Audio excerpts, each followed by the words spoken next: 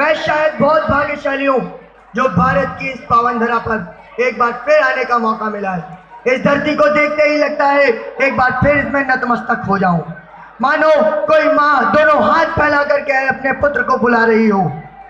लेकिन आज जो मैंने मंजर देखा वो देखकर अंदर तक झकझोरता गया हूं। मेरी आत्मा तिलमिला उठी है।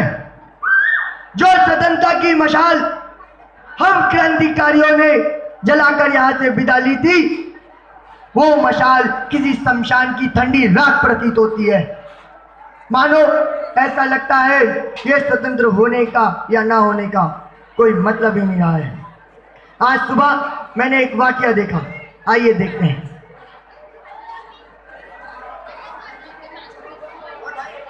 अरे भैया जी, बना ना अपना वो देसी वाला, अपना शिव जी का प्रसाद वाला। हाँ जी भैया जी, जी जी एक मिनट।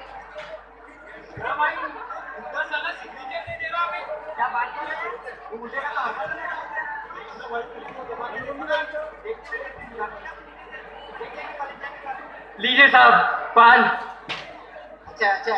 जी भैया जी। हाय हाय कहाँ चली?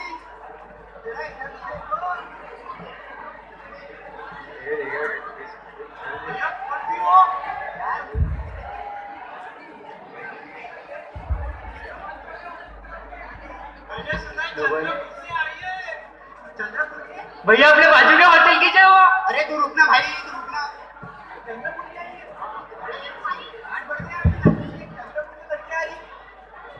चंद्रपुर से लड़के आ रही, बड़े थाट बढ़ गए अपने नागपुर के। फिर क्या तो अरे बना हो गया, हो गया भाई। शिव जी का प्रसाद वाला है ना भाई। हाँ भाई, रुक रुक। है चल शर्म, तेरे को छोड़ देता हॉस्टल में। चल चल अरे भैया पैसे भाई लिख लेना अपने अकाउंट में। आ रहा ना, मैं जा रहा क्या कहीं? आ रहा रुक।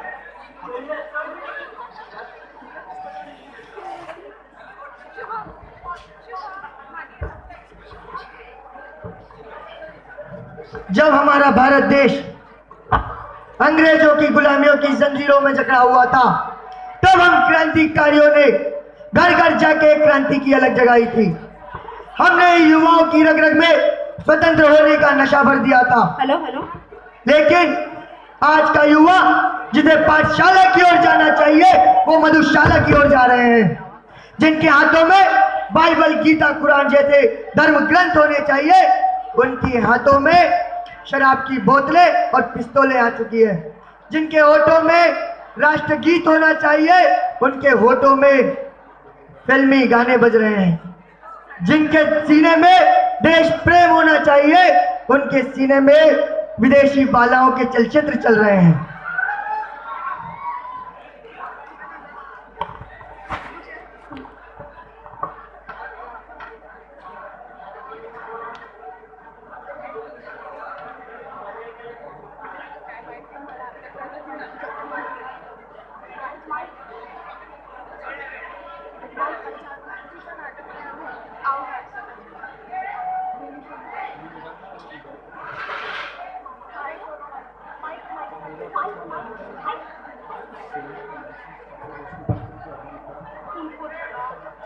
क्या क्या यार, इनका रोज का नाटक हो गया है। परेशान करके रख दिया इन लोगों ने। क्या हम इनको हर बार बर्दाश्त करें क्या? जाने दे यार, इग्नोर कर। अगर इनके मुंह लगे तो परेशानी और बढ़ जाएगी। जाने दे, इग्नोर कर। क्या हुआ? तुम लोग इतने परेशान क्यों हो? वो दो लड़के हमें 15 दिन से छेड़ रहे हैं। क्या हुआ? तुम इतने परेशान क्यों दिख रहे हो? वो दो लड़के हमें 15 दिन से छेड़ रहे हैं। तुम टेंशन मत लो, हमारे साथ भी ऐसा ही हुआ है। अपन ना मैम के पास उनकी कंप्लेंट करते हैं, चलो। पर दीदी, उन्होंने अगर कुछ कर दिया तो? कुछ नहीं करेंगे। अगर तुम कंप्लेन नहीं करोगी, उनकी हिम्मत और बढ़ जाएंगी। ठीक है, कंप्लेन करेंगे। चलो कंप्लेंट करेंगे। मैम, मुझे मेरे ससुराल वाले बहुत परेशान कर रहे हैं। मुझे समझ में नहीं आ रहा मैं क्या करूँ, कहाँ जाऊँ। आप अपने मम्मी पापा से बात कीजिए ना। डरो, मेरे मम्मी पापा क्या हेल्प करेंगे? मेरे बेचारे, वो कितने गरीब हैं। मुझे सीरियसली समझ में नहीं आ रहा मैं क्या करूँ। ठीक है, मैंने आपकी कंप्लेंट रजिस्टर करवा दी है। मैं आपकी पूरी हेल्प करूँ। Please ma'am. ठीक है, चलो। Yes please come in. Ma'am, हमें कंप्लेंट फाइल करनी थी। किसके अगेंस्ट? क्या हुआ है? मैम, वो दो लड़के हमें 15 दिन से छेड़ रहे हैं।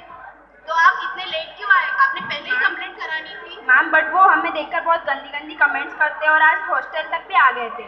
अच्छा ठीक है, मैं आपकी पूरी कंप्लेंट रजिस्टर करवा रही हूँ। आपकी जो भी प्रॉब्लम होगी मैं 1 हफ्ते के अंदर सॉल्व कर दूँगी। आप टेंशन मत लीजिए। मैम प्लीज जल्दी एक्शन लीजिए, बहुत परेशान करके रख दिया उन्होंने। हाँ हाँ, मैं आपकी पूरी प्रॉब्लम सॉल्व कर दूँगी। Thank you ma'am. Thank you ma'am. Thank you ma'am.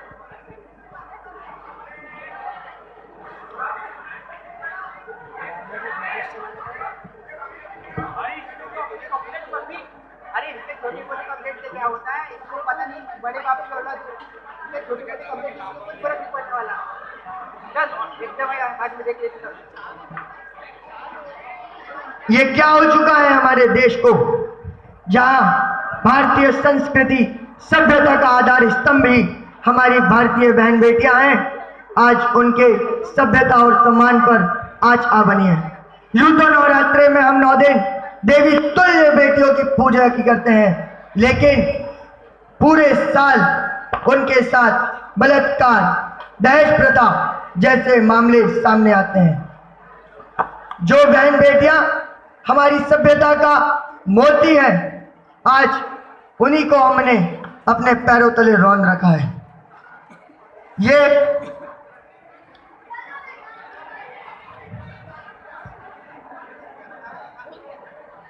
ये बात तो हुई देश में हो रहे अत्याचारों की, लेकिन मुझे लगा था एक शिक्षा प्रणाली जो भारत की आज़ादी के बाद हमें प्राप्त हुई है वो बहुत बुलंदियां छू रही होंगी। ये देश का भविष्य, यहाँ के युवा आगे बढ़ रहे होंगे। लेकिन मैंने आज देखा कि एक प्रिंसिपल रूम से एक माता पिता अपने बेटे का एडमिशन ना करा पाने के कारण कितनी निराशा झेलते हैं। आइए देखते हैं।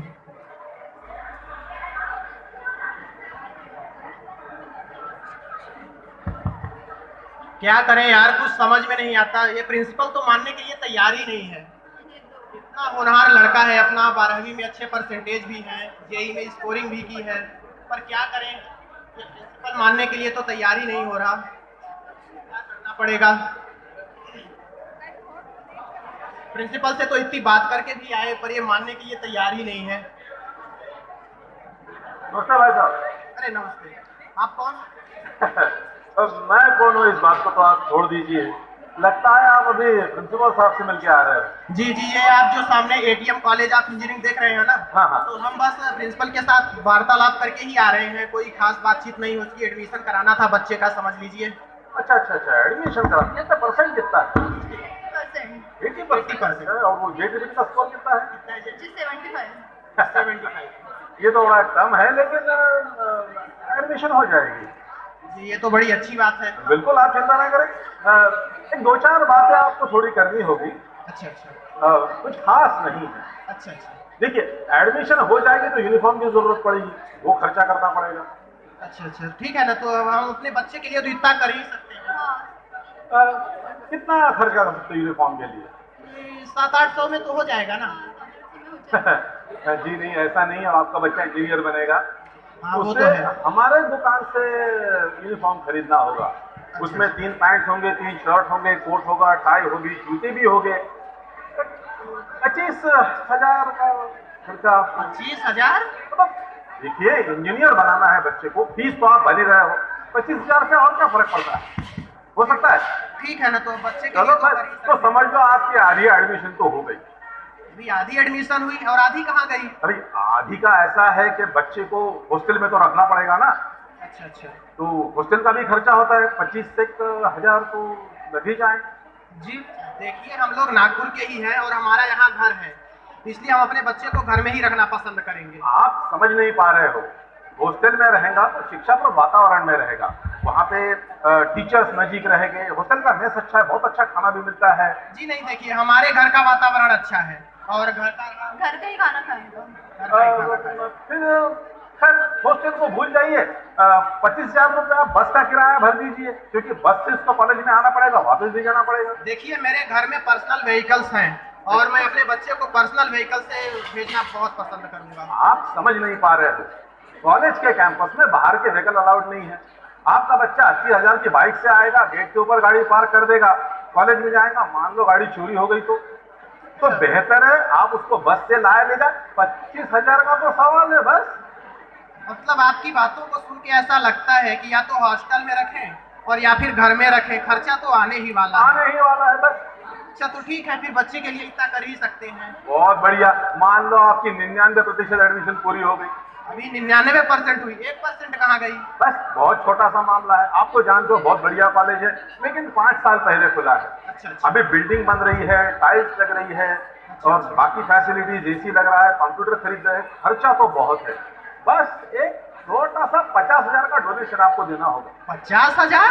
बस। जी देखिए, हमें कॉलेज की बिल्डिंग से कुछ नहीं लेना देना, हमारा बच्चा पढ़े अच्छा। देखिए बिल्डिंग में तो आपका बच्चा बैठेगा ना, आपको अच्छा लगेगा कि बच्चा बैठा है, खिड़की में कांच नहीं है, बारिश आ रही है, धूप आ रही है। अगर एसी में बैठेगा तो कितना अच्छा सीखेगा। हाँ वो भी है, थोड़ा सोचने समझ गए? तो भैया आपको ड्रेस का खर्चा है, अच्छा। आपको हॉस्टल का या फिर बस का खर्चा है, और ये बिल्डिंग का डोनेशन है। तो पक्का? जी ठीक है, हो गया। अब आपने ऐसा बताया, माँ बाप होने के नाते हम करेंगे बच्चे के लिए इतना। बहुत बहुत बढ़िया। आपके बच्चे का नाम बोल दीजिए एक बार। जी, सुधांशु द्विवेदी। सुधांशु द्विवेदी। और 80% है जी, 80। और कुछ 75 आपने रैंक बताई। हाँ। बस मान लीजिए आपका काम हो गया, आप चैन से रहिए, मैं आता हूँ। नहीं, बहुत थैंक यू भाई साहब। हाँ हाँ। चलिए अच्छा ही हो गया, कम से कम बच्चे का एडमिशन हो जाएगा। प्रिंसिपल ने नहीं माना तो क्या हुआ, कम से कम सज्जन आदमी मिल गए तो उनसे काम हो जाएगा। भाई साहब अभी एक छोटी सी बात रह गई। अभी और है क्या आपकी बातचीत? कुछ नहीं, आपकी एडमिशन हो गई पक्की। अच्छा। अब बात इतनी है कि ये जो छोटे छोटे खर्चे हैं ना, आपको हर साल करने होंगे। हाँ? हर साल? Thank you. हर साल? तो शूट करते हैं और होने के बाद पोस्ट करते हैं। मेरा काम है। ये है हमारी शिक्षा प्रणाली की व्यवस्था, यही है।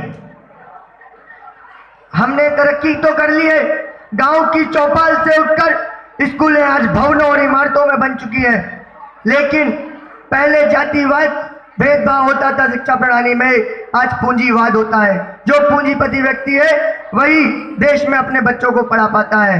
एक गरीब बच्चे का एडमिशन तो होता है स्कूल कॉलेजों में, लेकिन जब उसके पेट की भूख सताती है तो वो कहीं मजदूरी के लिए निकल जाता है।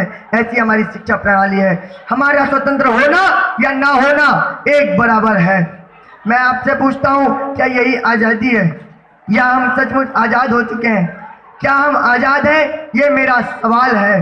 पेट से मिलेगी फुर्सत तो पढ़ेंगे लिखेंगे, ये किसी गरीब का ख्याल है।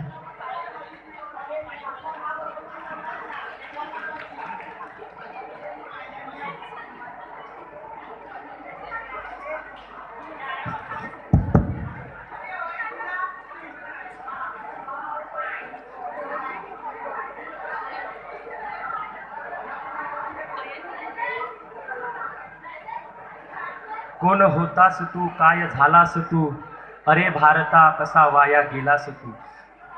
मित्र हो, ज्या देशाला वयाच्या 21व्या वर्षी स्वातंत्र्य मिळवून देण्याकरता वयाच्या 21व्या वर्षी भगतसिंग राजगुरू सुखदेव हे फासावर चढले, आज त्याच देशामध्ये या भगतसिंग राजगुरू सुखदेवांच्या स्वप्नातला भारत तुम्हा आम्हाला कधीच दिसत नाही। तर मुळात वास्तविक भारताचं चित्र तुम्हा आम्हाला वेगळं दिसून येतं, मात्र भगतसिंगांच्या स्वप्नातला भारत तुम्हा आम्हाला साकार करायचा आहे। कारण तुम्ही आम्ही ह्या भारतात राहतो, एका समाजात राहतो आणि समाज हा माणसांचा असतो।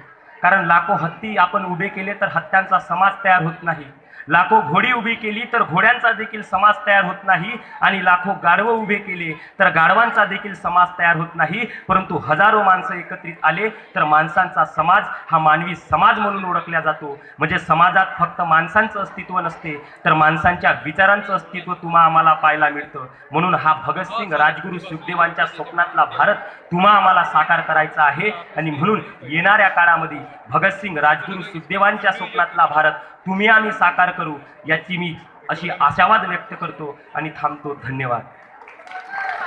सरफरोशी की तमन्ना अब हमारे दिल में है, देखना है जोर कितना बाजुए का दिल में है। भारत माता की वंदे